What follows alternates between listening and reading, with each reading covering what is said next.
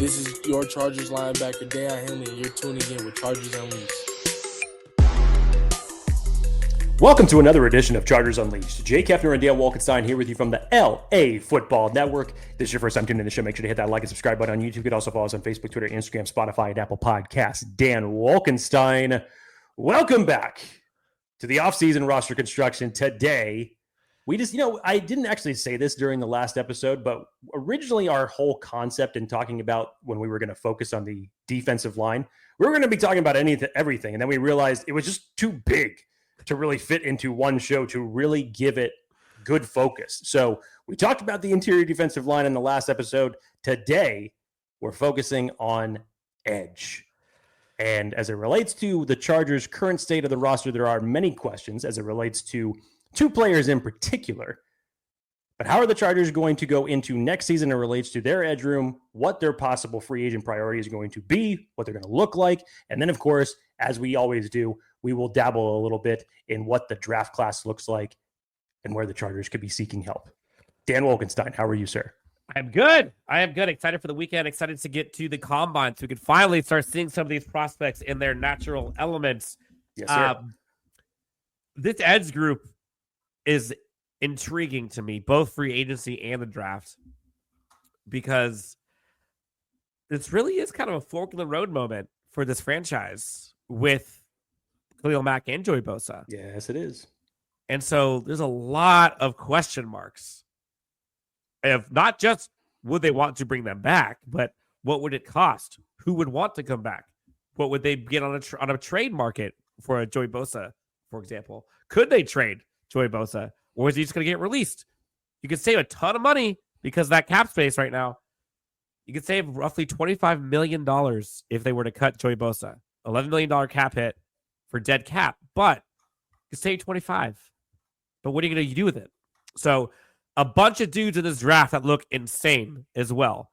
But before we get to that, Jake, let's talk about our friends after we hear about how you are feeling this lovely afternoon in Southern California. I'm glad you fit that in right before you were about to say bet online. Good on you. Good catch. Good catch, Dan. I will not be giving you the business today. So congratulations. How are you? I am Jake? just fine. Now you need to tone it down. Okay. Now you're kind of going over the top. All right. What did you have for lunch? What did I have for lunch? Let's just get to Bet Online. Bet Online is the world's most trusted betting platform and your number one source for everything football. Bet Online has every stat, every matchup, and even live odds and spreads to bet on during the games. You think you know your stuff? Get in our $200,000 mega contest and pick 5 games against the spread for every single week for your chance at weekly prizes and a share of up to $200K. When the game is over, head on over to our online casino and get on a game of blackjack or poker or unwind with one of our 150 slot games. Head on over to the website today to get on the action. Bet Online. The game starts here. There you go, Dan. Now we can continue the show. But I'm invested. What did you have for lunch? You are not. Need to know. The folks need to know. Folks don't need to know. Why? Because there was nothing. So congratulations. Now I feel worse. Yeah. See, there you go. Now how do you feel? Great. Maybe next time ask a different question. What out for dinner? Jesus, Dan. Anyways, let's get into this as it relates to off-season roster construction. You're not listening to me. You're not listening to me, Jake, because I was going to go. I had such a smooth transition for our next ad read, but you just butchered it because you wouldn't give me a damn answer. Good. Now it gives you something to think about for the next 20 minutes or so. So let's see what happens. Fantastic. Okay, yeah. Jake, the floor is yours. Talk. Off-season roster construction, focusing on the edge players. Dan, if you would please bring up the board of the Chargers free agents and what they currently have. Woof. Well, that's going to do it for Chargers Unleashed. Go sign a bunch of dudes. Yeah, we'll talk to you next time. I'm kidding.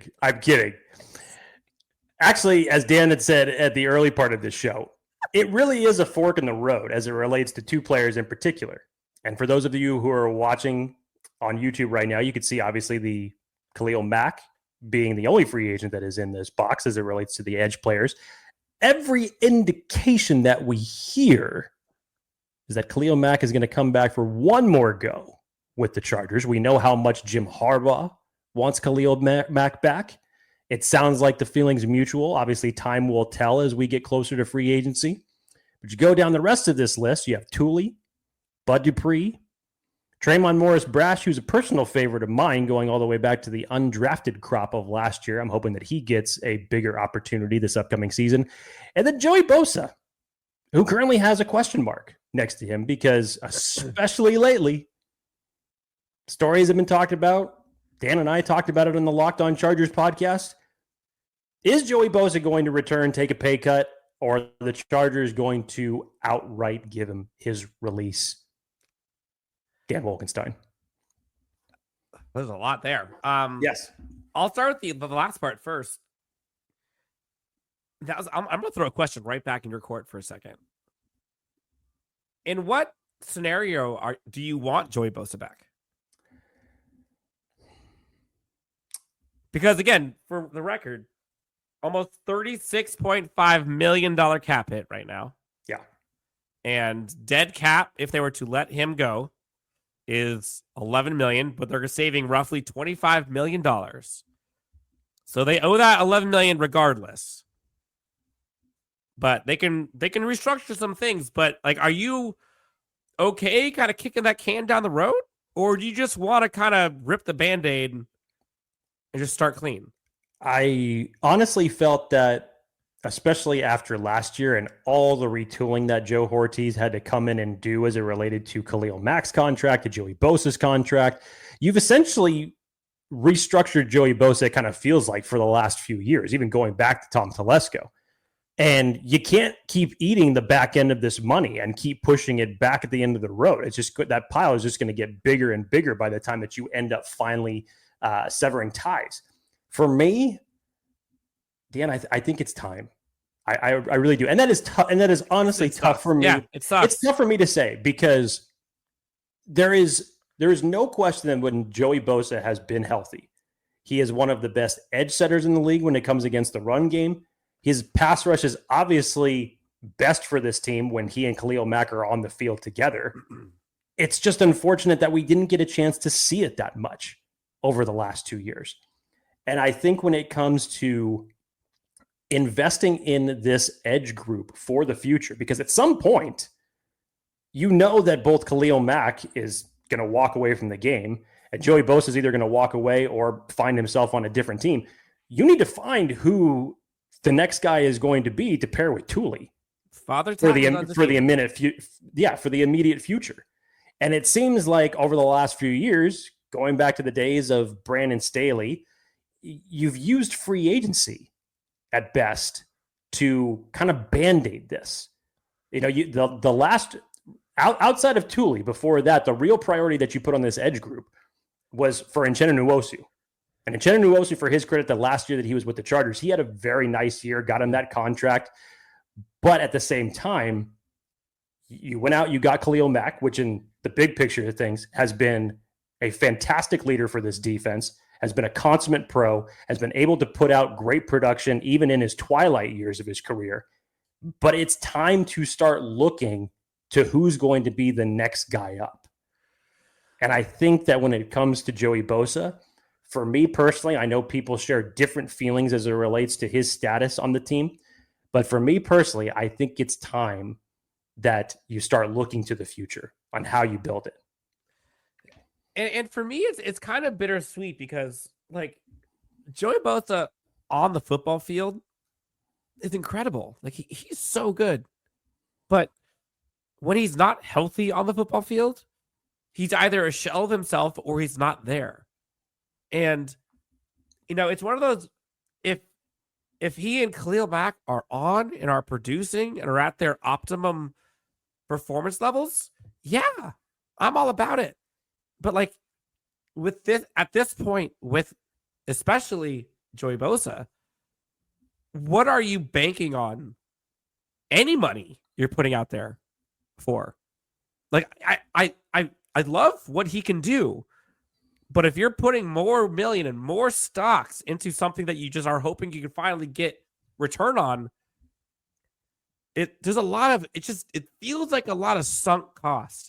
And so in order for me to be okay with the contract that Joey Bosa would be coming back with the Chargers, Like Joey Bosa would have to give up a lot of money. There's a lot of ego and a lot of dollars that's going to have to be set aside. And as much as you'd like to think, oh yeah, the Chargers would, or Joey Bosa would totally take a massive pay cut because he knows the Chargers owe him, or he owes the Chargers because they paid him so much money. No, that's not how it works. Like Joey Bosa has his money. And I don't think that his production equals the value that he's gotten on that contract, but that doesn't matter. It goes both ways. So I think it's time, because I think it's time for both parties, to be honest. And that's okay. And I hope to see Joey Bosa ball out. I'd love to see ball out. Stay healthy. Go do your thing. But I just don't know if this Chargers team can risk it on a player that has yet to showcase that they are worth it in the long run. No one's doubting his skill set. But if you can't be healthy, what's that adage? Like, availability is the best ability is availability. It's tough. And it's crazy. Already the second highest sack leader in Chargers history. Even with all the... Yeah. Nobody is forgetting that. Nobody can take that away from him. And for the only team that he's been on since he came in the league, it's just unfortunate that it couldn't be more. It's still impressive when you say that, all things considered, how good Joey Bosa has been when he's healthy. And I think I would, and here's the thing, Jake, and I don't know if this is a hot take, but regardless of if Khalil Mack stays or goes, I don't think that changes for me with Joey Bosa. Because either way, I'm looking at edge. So of the free agents that are out there, I mean, there's a ton of dudes, right? We can go into the free agent class here in a little bit. But like, would we want to, let's say they do bring back Khalil Mack for a second. What's your strategy for the draft and or free agency? Are you looking for a starter to get above Thule and or Khalil and have like a three-headed monster with Bud Dupree as a fourth? Or are you looking for depth underneath? Like, what are you aiming for? This all hinges, obviously, on Khalil Mack returning to the Chargers. If Khalil Mack does not return to the Chargers, I think the priority for edge jumps up dramatically. And whether we're talking free agency or the draft, because yes, there are some great names as it relates to the top end of the edge class in terms of free agency. Yeah. But much like we have talked about, whether it was, Trey Smith or anybody else, you're going to find yourself in a bidding war. So in the same circumstance that you would be giving Khalil Mack the big money, do you then make the decision to take that money and give it to another stud edge rusher if you're able to win that bidding war? Or do you go to try to find the future?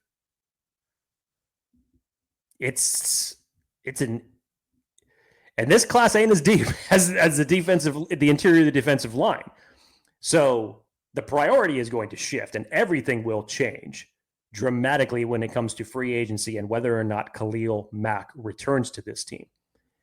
How the Chargers are going to choose to prioritize that remains to be seen. Luckily for them, they got money. And there's some guys here, Jake, in the free agency pool that they can go after. I mean, Khalil Mack, I think, is probably the top edge defender out there. But it seems like he wants to come back. But Hassan Reddick is there. Josh Sweat is there. Malcolm Kuntz is there. Baron Browning's there. Chase Young's out there if you want. Old friend Azeez Ojulari that we've mentioned before. DeMarcus Lawrence is out there. Dante Fowler. Matthew Judon. There's a bunch of dudes out there. So is it a matter of, there's Joshua Uche as well. Like,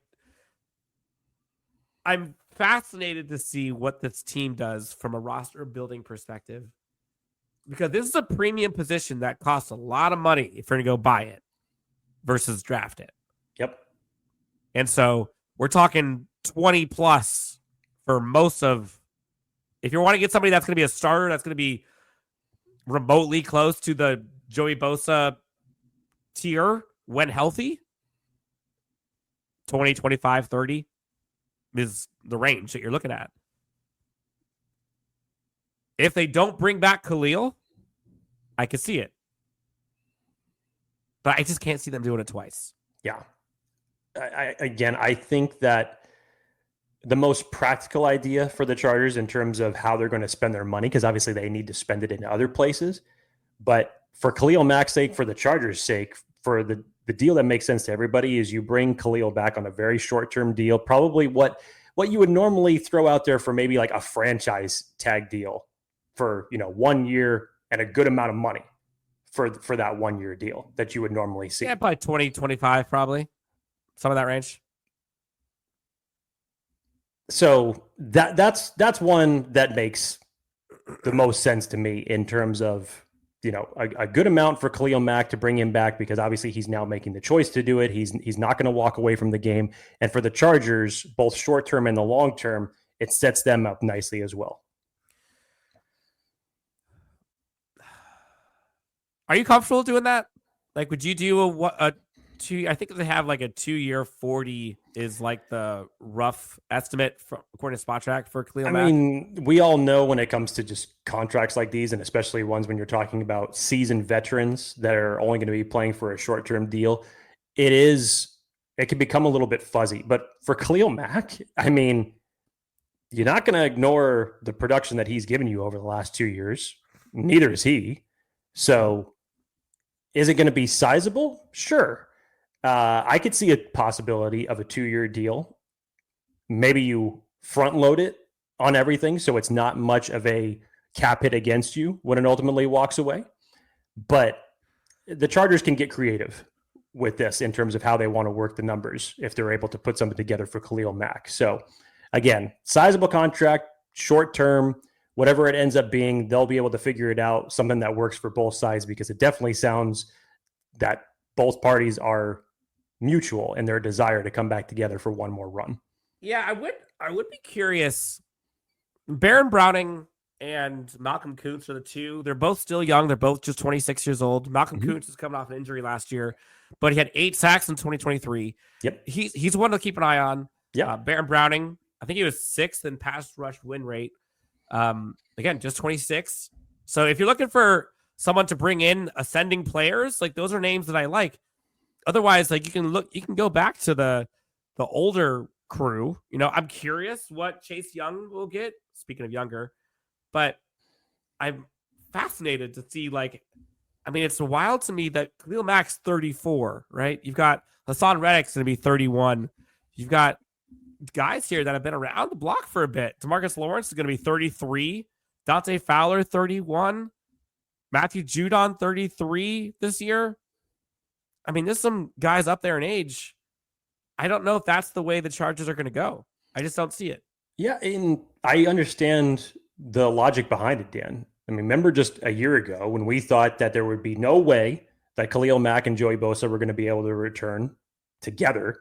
We thought at least one of them was going to be gone in order for the Chargers to get underneath that cap space. Thankfully for them, they were able to both restructure and make something work to get the Chargers under the cap. And then you go out and you sign Bud Dupree to a 2 year deal. So in essence, as it relates to free agency in terms of spending money, the Chargers did that with the edge position last year. So now you're going into year 3 with Thule. Are you going to do it again? And again, the only situation that I could see personally that makes the most sense in terms of spending money would be to get Khalil Mack back. Now, does Khalil want to come back to the Chargers for one more run, or does he want to go for a ring? That's the biggest question. That'll be the big determination on whether or not he wants to return. But that might be with LA. It very well could be. It very well could. That might be a homer take, but that might be what they might be selling. Look, it very well could be. Again, I still think that Khalil Mack, right now, February 21st, that Khalil Mack will be back with the team. That's what I'm expecting. But once again, as I said earlier, you need to start prioritizing for the future. And yes, everything that I just said completely turns on its head if Khalil Mack does not end up returning. The priority for edge in that circumstance, whether it be free agency or the draft, shoots up dramatically. So free agency starts here pretty soon. The draft obviously is in April. Let's two different trees here for a sec. Let's go down the Khalil Mack stays route for a second. When do you think the Chargers go? When would you see them targeting edge?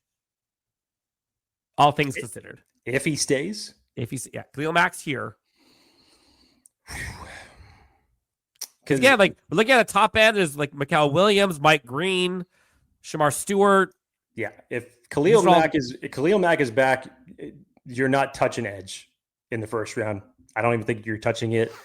I honestly don't even think you don't touch it in the first 2 days. If it was me today saying that, things can change in 2 months, but if it was me today, I would probably say if Khalil Mack returns, you don't touch that yet. Maybe you go out and you find yourself more of a situational pass rusher in the draft. Mm-hmm. I still believe that. Yeah. Yes, I still believe that Tremont Morris Brash can be that. That was kind of his bread and butter throughout coming up through college. So I'm hoping that he gets another opportunity and crack at it.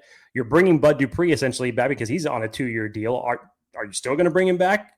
Time will tell. I think you might. And Thule. I mean, Thule's the ascending player. Like, sure. Don't forget. It's not like they have no edge players. No, but there will be a future where Thule is your veteran as it relates to this edge group. And you need to start thinking about who the hell are we going to pair with him? So, Jake, your favorite topic? Yeah. NFL draft year is coming up pretty soon. Mm-hmm.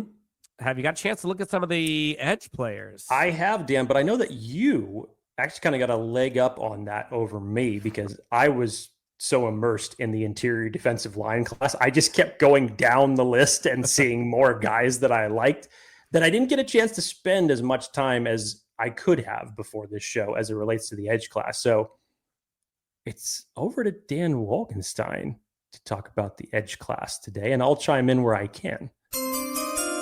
Oh, chime. Perfect. Jake, before the chime, though, there's some underdogs in this draft class, right? Day 3 selections that we might be looking at, right? We got John Joyner, who's one of my favorites. Look at Elijah Roberts out of SMU, who actually I really, really like. Tyler Batty, BYU, don't look now. Let's talk about our friends over at Underdog. Underdog Fantasy offers the most unique approach to fantasy sports. With its simple pick'em style format, you can select players you believe will outperform expectations without the complexities or traditional DFS. The user-friendly interface and growing community make it easy and fun to play. Just go on Underdog and choose from a wide range of sports contests, and based on projections, you can select higher or lower on individual player stats for your chance to win. So head on over to Underdog Fantasy today and use the promo code LAFB to let them know that Chargers Unleashed sent you. Underdog Fantasy, get in the game and win prizes today. So one of the things that makes looking at prospects with Jake so fun is we actually do things opposite. When Jake and I look at prospects, Jake will kind of start looking at the best prospect of a certain position and go down. I actually tend to go the opposite, where I'll look at like the very, very, very low end of the draft, look for the deep diamonds in the rough, so to speak, and move my way up. So in full transparency, I haven't looked at the top guys yet at all. I mean, of course, Abdul Carter, like you know, but like just with no point. Let's keep it real. Let's keep it real. Let's keep it real. So the names that I've kind of circled for myself, again, we're going to get into this way in more depth as we get closer to the NFL draft. But for some names for people to go look at, I mentioned a couple earlier, but John Joyner out of Minnesota, I literally have him highlighted on my phone here. John Joyner out of Minnesota, Tyler Barron out of Miami, who I think you'll like. Tyler Batty, I'm telling you, Jake, I think I said this to you earlier out of BYU, one of my favorites. Antoine Powell-Ryland out of Virginia Tech. Listen to Wolkenstein. I love this. And again, these are probably definitely day 3 guys. But you're talking about a situational guy, Elijah Roberts at SMU. Going to be at the combine. And this is before we get to the top 100s yet. This is well beyond that.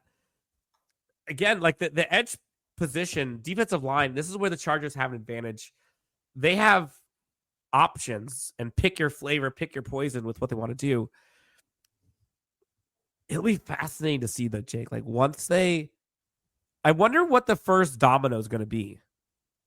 Will it be Bosa or will it be Mac? I think it's Mac. Yeah.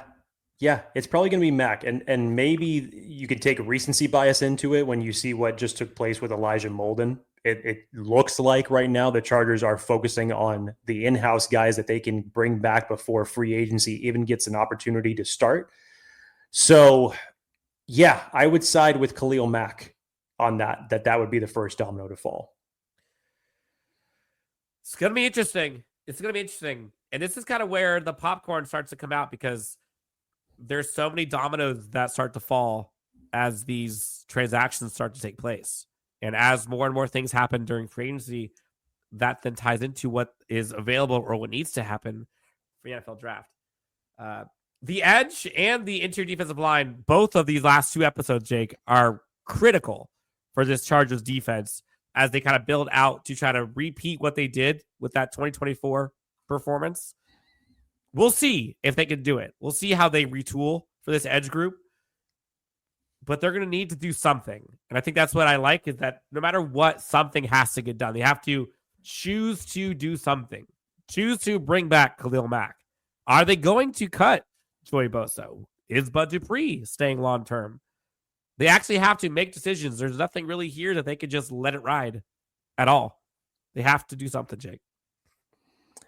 I was still hoping that as it relates to the draft prospects that you were going to talk a little bit about Jalen Walker over at Georgia. For those of you who don't know, Dan Wolkenstein was one of the biggest Micah Parsons fans in the pre-draft process that I can remember. And when I told Dan about Jalen Walker, I said, this is your guy to potentially look at and as it relates to Micah Parsons because playing both linebacker and edge, but a lot of people are saying that he's going to play edge at the next level because he's got the length to do it. I'm still waiting on Dan Wolkenstein to finally get around to watching Jalen Walker for this class. Full transparency, I've been effing sick for the last week and I haven't done anything. Hey, you know what? You know what's a remedy for sickness? Watching draft tape. All right? Dude, that's fair. That's fair. I haven't even had the energy to do that. No, it's been bad. But Jake, we went through a bunch here today. Lots in store for Chargers fans as we get through kind of the roster construction, so to speak. Anything else you want to tell the great friends before we get out of here? Much like I said during the interior defensive line class, as we head into the combine for next week, make sure you do not miss the defensive linemen doing drills. On the day, if you don't watch anything else for the combine, at least watch that day. Make sure that you are in front of your TV sets to watch that day because there are so many guys in this class, both in the interior and on the edge, that were on Bruce Feldman's freak list, whether we're talking about this year or last year, that should just blow the top off of the field. It's going to be exciting to see this group, along with the interior guys, run. There's a lot to get amped for as it relates to just football in general. Heading into next week, Combine, Indianapolis. Let's go. We're getting close. The snowball is rolling. And before you know it, it's going to be NFL Combine. You got the draft. We'll have some special guests here coming up here pretty soon. So it is time, Chargers fans. But until then, you can find Jake at Jake T. Hefner, myself at Dan W. Sports. For Jake, I'm Dan. This is Chargers Unleashed, and we will talk to you next time. Enjoy the weekend, and later.